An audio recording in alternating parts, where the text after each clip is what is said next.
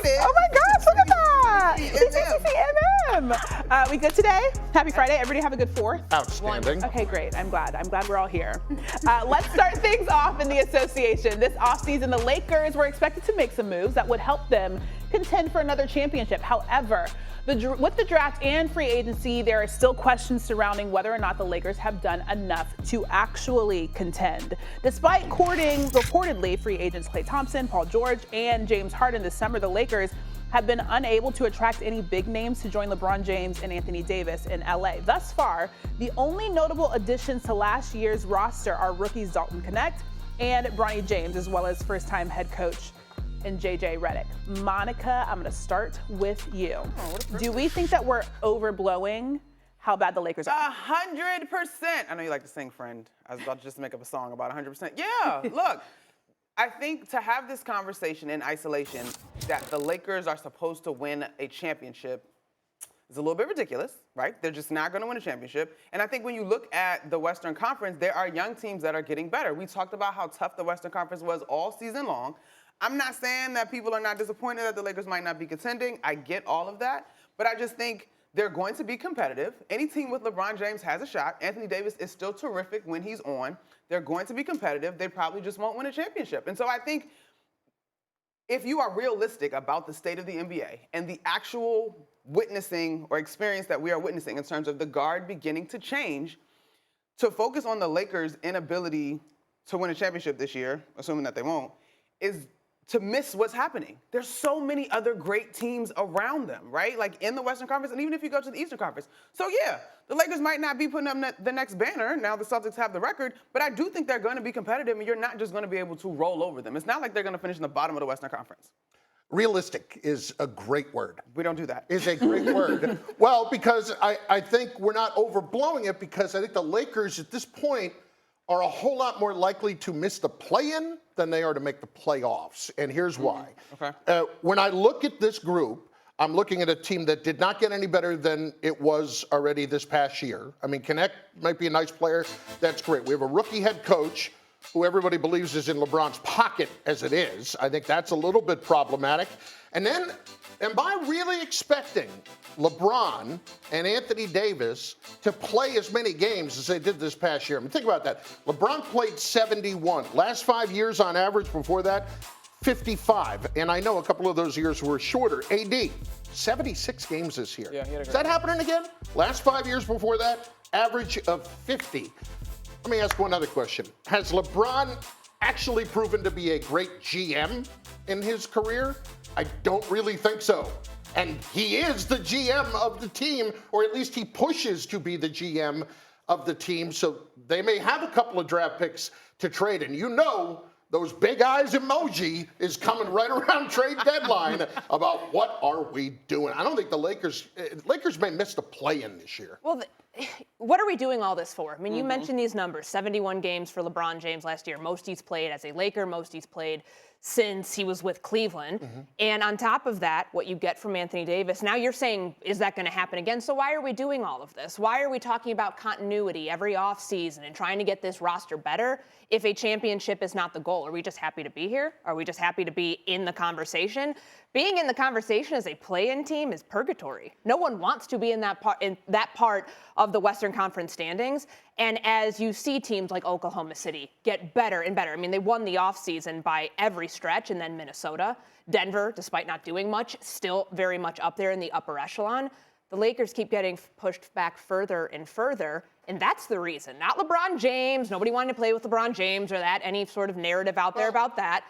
The reason nobody wants to go to the Lakers right now is because they are stuck in this place that is going to be next to impossible to get out of, as this team is already approaching second apron territory, which is going to make the constraints on this roster and adding to it even more difficult. Like you said something that I really, really agree with. Like, this roster is the exact same roster outside of a great wing scorer in Dalton Knecht that it was when they lost in 5 games to the Denver Nuggets in April.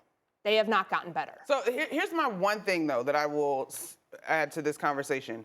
We are looking at, let's look at the West, right? The Clippers did not get better. The Clippers got worse, right? The Sun, for all things considered, they stayed as they are. They didn't improve.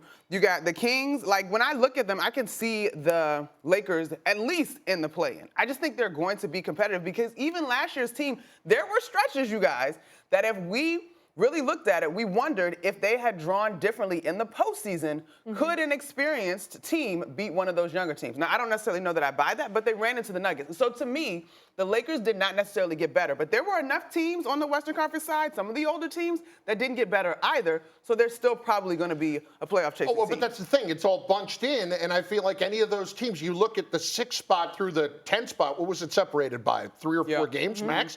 I look at some of those teams, and then I look at these guys here, and how quickly, to Courtney's point, some of these free agents said no to LeBron. I mean, Klay Thompson was like, thanks, but no thanks. I mean, he couldn't get Jonas Valanciunas to go there. He wanted Valanciunas, and he couldn't get him to go there. He went to Washington.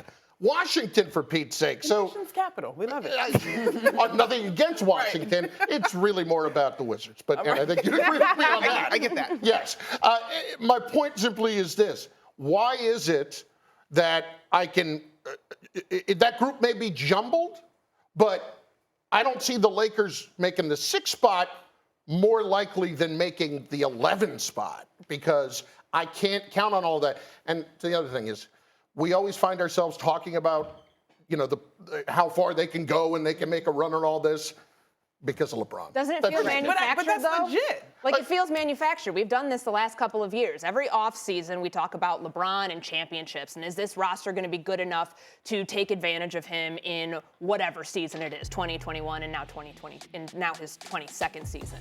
Yet, the answer that we have today is the same answer we had after they made all of those moves at the trade deadline. What's the point of all of this if you're not actually making the moves? If you have put yourself in a situation where they have no one to blame for themselves for the reason that the roster is in this state. It has nothing to do with LeBron James taking the 2-year max contract. It has nothing to do with Bronny James. Everything has led them to this point, and they can't undo it because everybody else in the West is getting younger and getting better, especially those top 4 or 5 teams. And where they're stuck right now is a real difficult place to get out of. And the Golden State Warriors are in similar territory too, an aging team with aging superstars trying to take advantage of the window that they're still in. Yet, how do you get out of that when the roster construction doesn't bode well for a championship run? It feels like the NBA cycle, though. And so I totally see where you're coming at it from, Courtney, but I guess I look at it the opposite way. Like, even though that this team has not jumped up and won a title, the past 3 seasons, they've been good enough to have us talking beyond just the fact that they are the Los Angeles Lakers in names, right? They got to, they were in the play-in both times around, but they practically won the Western Conference Finals a season ago, right? And so I just think that, like, they are still a competitive unit, and I get it. It's championship or bust, but you have to acknowledge the NBA life cycle. You up? Your guys get old, and if you're not moving quickly ahead of the curve, this is what happens. And so LeBron just signed this new 2-year deal. You got at least 2 years before you can hit reset. Can J.J. Redick win here? And I don't mean win. I mean metaphorically win. It feels like a no-win situation for him because everybody thinks you're LeBron's guy, and I wonder like how messages are going to be taken in the locker room from the coach on that front, and then. We all know that when things don't go right, who's going to get blamed in this? I mean, it happened to Darvin Ham this year, and I understand that coaches can lose a locker room. I get that completely. But this is somebody who has not done it before. It was a smart move to bring in McMillan. It was a smart move to bring in Scott Brooks. I don't know that he can win here. Like, God forbid, Bronny in the next year or two doesn't develop. Who's getting blamed for that? You think Bronny's getting blamed for that? I don't think so. We go back to the word you started the conversation with then, Carlin, and it becomes realistic. Yeah. Right? Like, what are the measurables? And I can't answer that for this Lakers organization. Are you looking at the development of a connect, of a Bronny hypothetically? Are you looking at Anthony Davis being able to take the next step, understanding that that is your centerpiece? If there is real patience, I do believe that J.J. Redick will ultimately be able to win, metaphorically and in real life.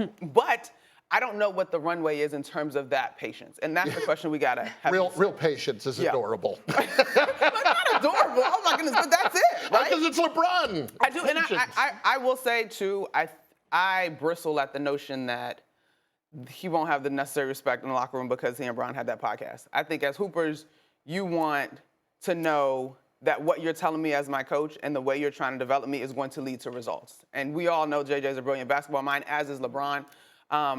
I think that's been a little bit overblown for me in the conversation. Wait, you think that he's not going to get the respect in the locker room because of his relationship with I do LeBron? not think that. Okay. But as Carlin just just said, that's I'm floated. asking. It's been floated. And I'm not saying that you're saying it, Yeah. but it's been floated. If you can coach me to a W, let's rock. Like that's all I want to talk about. It's what happens when they hit adversity. Yeah. And what happens in a huddle if things aren't going right. If LeBron James isn't happy with the game plan, does he just then take over? Does that, in a way, push JJ Redick to the side? How does he react to that? I mean, the amount of unknowns that still remain for this Lakers team, even though all of the things that were question marks this offseason, are they going to draft Bronny James? Is LeBron James going to resign there? Will JJ Redick be the head coach? All those boxes have been checked, but that then leads us into what is the basketball part, the X's and O's. What is JJ Redick's plan for this team, knowing that this is probably the best of the roster he gets unless they make some sort of massive trade, unless, Rui Hachimura, you can throw D'Angelo Russell, Gabe Vincent, Jared Vanderbilt. You have to package those players out to get somebody else in. If that doesn't happen, with the way that this team looks right now, how far does JJ Redick and his coaching take this group, knowing that I feel like we've seen the ceiling for this Lakers team the last couple of years? I mean, that's a conversation. What exactly is the runway that JJ has, and what does it mean for him to be successful in his first year as a head coach?